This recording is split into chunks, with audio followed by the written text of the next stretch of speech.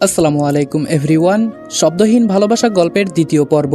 আর ভিডিওটা যদি ইউটিউব থেকে দেখে থাকো তাহলে চ্যানেলটা সাবস্ক্রাইব করে দিও, আর যদি ফেসবুক পেজ থেকে দেখে থাকো তাহলে অবশ্যই পেজটা ফলো করে দিবা। তো চলো বেশি কথা না বলে গল্প শুরু করা যাক।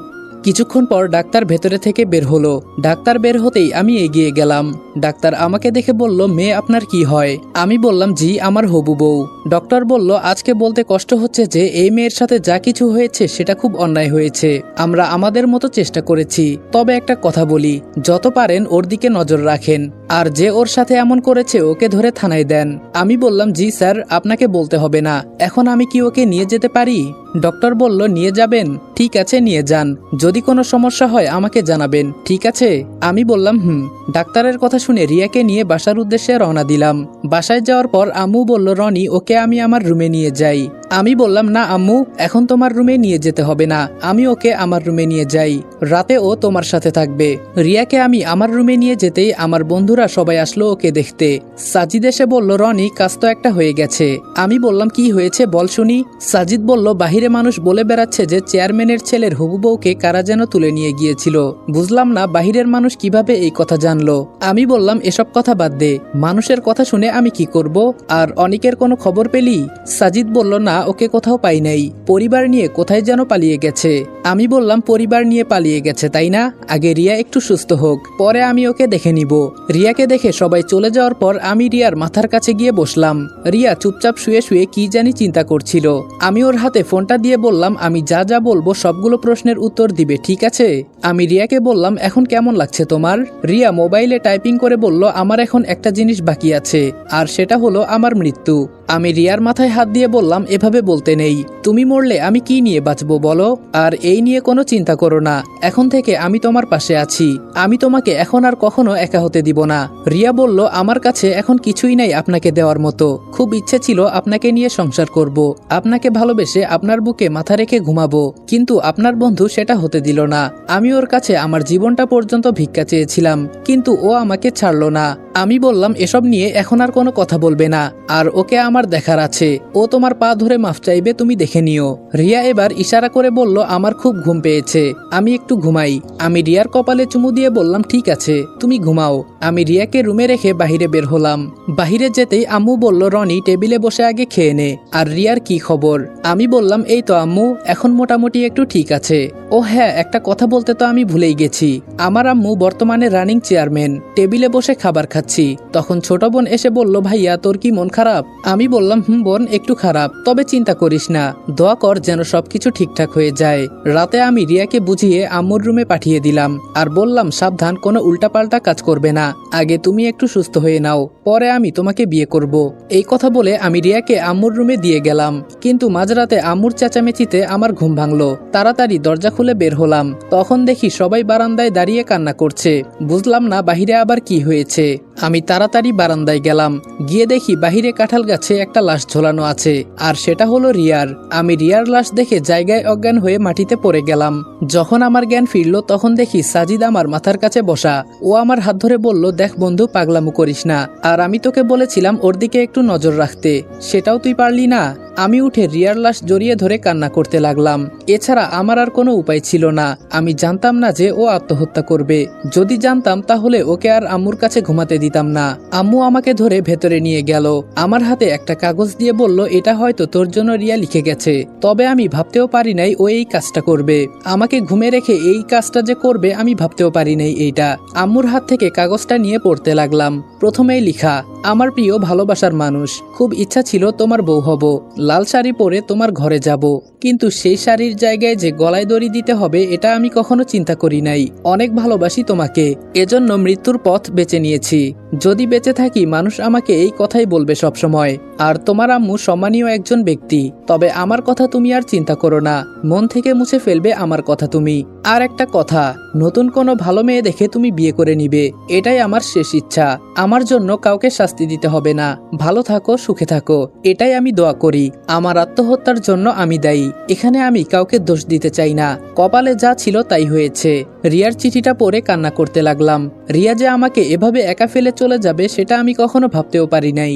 দেখতে দেখতে আজকে 5 দিন হয়ে গেল, এখন আর বাসা থেকে বের হই না। নিজেকে কেমন জানি ঘরের ভেতরে বন্দি বানিয়ে ফেলছি। আজকে সকালে সাজিদ এসে বলল, রনি আজকে কলেজে যাওয়া লাগবে, কলেজে নাকি একটা গুরুত্বপূর্ণ কাজ আছে। আমি বললাম ভালো লাগছে না সাজিদ। সাজিদ আমাকে জোর করে ধরে বাহিরে নিয়ে গেল আর বলল, এখন কলেজে চল, রাতে অনিকের বাসায় যাব, ওর ঠিকানা আমি পেয়ে গেছি। আমি বললাম কি বলিস, সত্যি তুই ওর ঠিকানা পেয়েছিস? সাজিদ বলল, আরে হ্যাঁ, বলছি না রাতে তোকে নিয়ে যাব ওর বাসায়, এখন কলেজে চল। আমি বললাম ঠিক আছে চল। সাজিদকে নিয়ে কলেজে গেলাম। কলেজের মাঠে যেতেই এক বড় ভাই ডাক দিয়ে বলল, রনি এইদিকে আয় তো একটু। বড় ভাইয়ের কথা শুনে আমি তার কাছে গেলাম। বড় ভাই আমাকে দেখে বলল, রনি আমাকে একটা কাজ করে দিবি? আমি বললাম কি করতে হবে বলেন শুনি। বড় ভাই বলল, তোদের ক্লাসের ইরা আছে না, ওকে একটু প্রপোজ করে দিবি। মনে মনে বললাম, এই মেয়ে তো আগে আমাকে দিনে 5 বার করে প্রপোজ করত, এখন আবার বড় ভাই তার প্রেমে পড়েছে। আমি বললাম পারবো, যদি আমাকে একটা জিনিস মিলিয়ে দিতে পারেন। বড় ভাই বলল, বল তোর কি লাগবে? তোর যা লাগবে আমি দিব, তাও আমার কাজটা করে দে তুই। আমি বললাম ঠিক আছে আমি করে দিব, তবে আজকে রাতে আপনার পিস্তলটা আমার লাগবে। আমার কথা শুনে বড় ভাই বোকা হয়ে বলল, তুই এটা দিয়ে কি করবি নাকি কাউকে? আমি বললাম, আরে না, কি যে বলেন না আপনি, আমি তো শুধু একটু ভয় দেখাবো, এর বাহিরে আর কিছু না। বড় ভাই বলল, আচ্ছা ঠিক আছে নিস, এখন আমার কাজটা করে দে। আমি বললাম আচ্ছা ভাই ঠিক আছে। বড় ভাইয়ের কাছ থেকে যেতেই সাজিদ বলল, কি রে উনি কি বলেছে? আমি বললাম কি আর বলবে, বলেছে ইরাকে নাকি পছন্দ উনার।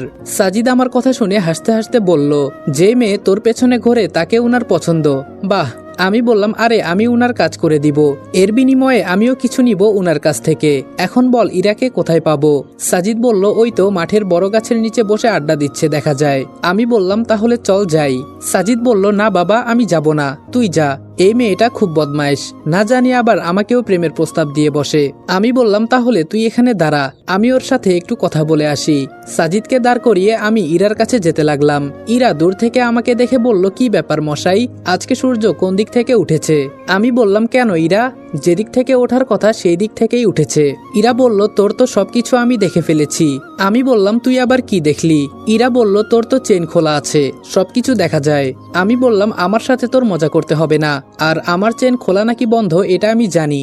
ইরা বলল, একটু হাসি দে, তোর মুখে হাসি দেখলে আমার খুব ভালো লাগে, তবে আমি খুব দুঃখিত, তোর গার্লফ্রেন্ড।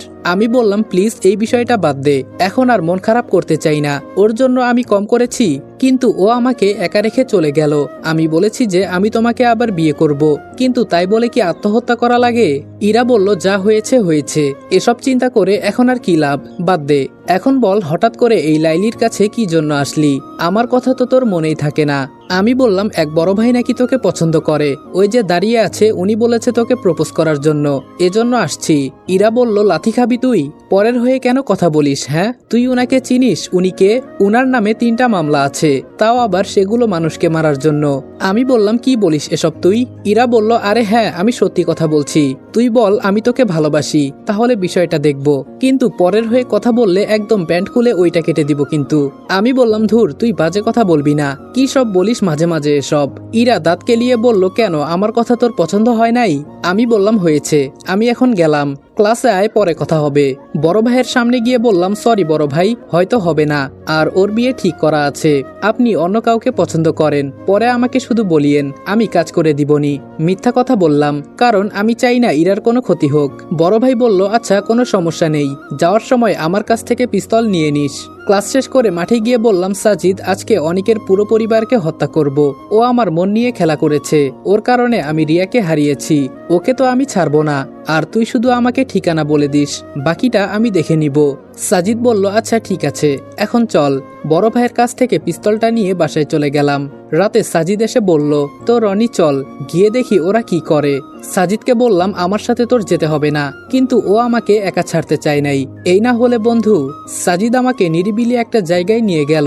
এখানে আশেপাশে অনেক বড় বড় জঙ্গল আছে মনে হচ্ছে, তবে এখানে শুধু একটা ঘর আছে। সাজিদ আমাকে ঘর দেখিয়ে বলল, এখানেই ওরা থাকে। রাগে আমার পুরো শরীর ফেটে যাচ্ছে, আমার ভেতরে এখন শুধু প্রতিশোধের আগুন জ্বলছে। ধীরে ধীরে দরজার কাছে চলে গেলাম। দরজার কাছে গিয়ে লাথি মেরে দরজা ভেঙে দিলাম। দরজা ভাঙতেই দেখি অনেক ভেতরে বসে মোবাইলে কার সাথে যেন কথা বলছিল। ওকে দেখার সাথে সাথে আমি ওর বুকের মাঝে গুলি করে দিলাম। সাথে সাথে অনেক জোরে একটা চিৎকার দিয়ে মাটিতে লুটিয়ে পড়ল। ওর চিৎকার শুনে ওর বাবা মা ভেতর থেকে দৌড়ে বের হলো। ওর বাবা মাকে দেখে আমার একটুও দয়া হলো না। ওরা এসে কিছু বলবে তার আগে আমি উনাদের গুলি করে দিলাম। আজকে মনটা অনেক হালকা লাগছে। অনিকের মাথার কাছে গিয়ে বললাম, কিরে এখন অনেক ভালো লাগছে তাই না? নে এখন মর।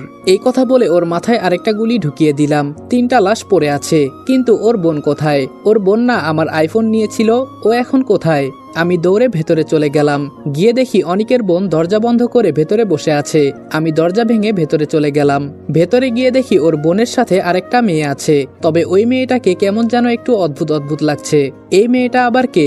ওকে তো চিনলাম না। অনিকের বোন ভয় পেয়ে বলল, ভাইয়া আমাকে মাফ করে দেন, আমি বাঁচতে চাই, প্লিজ মারবেন না আমাকে।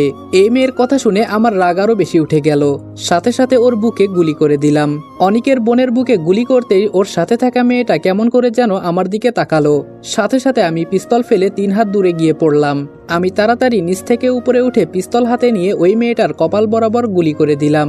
মেয়েটাকে গুলি করে মনে হচ্ছে আমি ভুল করেছি। ঘরের বাইরে থেকে জোরে জোরে কান্নার আওয়াজ আসছে। আর অদ্ভুত বিষয় হলো ওই মেয়েটার হাত মুখ এমনকি চোখ থেকে লাল আলো বের হচ্ছে। সাজিদ আমার হাত ধরে বলল, ভাই এই জিনিসটা কি?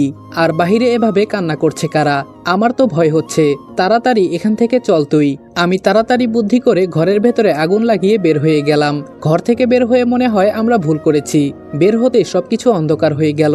ঘরের ভেতরে আগুন জ্বলছে, তবে এটা একদম লাল টকটকে।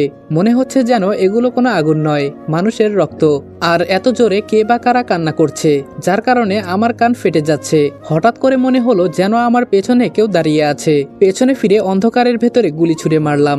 সাথে সাথে আমাকে কে যেন ধরে উপরে তুলতে লাগলো। আমি শূন্যে ভাসতে লাগলাম, তবে মুখ দিয়ে কোনো কথা বলতে পারছি না। এত উপরে উঠে গেছি যে নিচের কোনো কিছুই দেখা যাচ্ছে না। আর হঠাৎ করে নিচে পড়তে লাগলাম। ভয়ে আমার কলিজা ফেটে যাচ্ছে। আজকে মনে হচ্ছে নিজের মৃত্যু নিজের চোখে দেখতে পারতেছি। কথা বলতেও পারছি না। মনে হচ্ছে কে যেন গলা চেপে ধরে আছে। মাটিতে পড়ে অজ্ঞান হয়ে গেলাম। হয়তো আজকে আমার মৃত্যু হবে। তবে যখন আমার জ্ঞান ফিরল। আসসালামু আলাইকুম এভরিওয়ান। শব্দহীন ভালোবাসা গল্পের 2য় পর্ব এখানেই শেষ করলাম। যদি ভিডিওটা ভালো লাগে তাহলে উড়াধুরা লাইক, কমেন্ট এবং শেয়ার করে দাও। আর ভিডিওটা ইউটিউব থেকে দেখে থাকলে ইউটিউব চ্যানেল সাবস্ক্রাইব করে দিও। আর যদি ফেসবুক পেজ থেকে দেখে থাকো তাহলে পেজটা অবশ্যই ফলো করে দিবা। ফেসবুক পেজের লিংক পিন কমেন্টে দেওয়া আছে। ফেসবুকে রেদওয়ান অলওয়েজ অন ফায়ার লিখে সার্চ করে অথবা পিন কমেন্টে থাকা লিংকে ক্লিক করে আমাদের পেজে চলে যাও আর পেজটা ফলো করে দাও। আমাদের প্রত্যেকটা গল্প ইউটিউবের আগে ফেসবুকে আপলোড করা হয়। যদি তোমরা সবার আগে গল্পগুলো শুনতে চাও তাহলে অবশ্যই ফেসবুকে চলে যাও। তো দেখা হচ্ছে নেক্সট ভিডিওতে। ততক্ষণ ভালো থাকবা, সুস্থ থাকবা। আল্লাহ হাফেজ।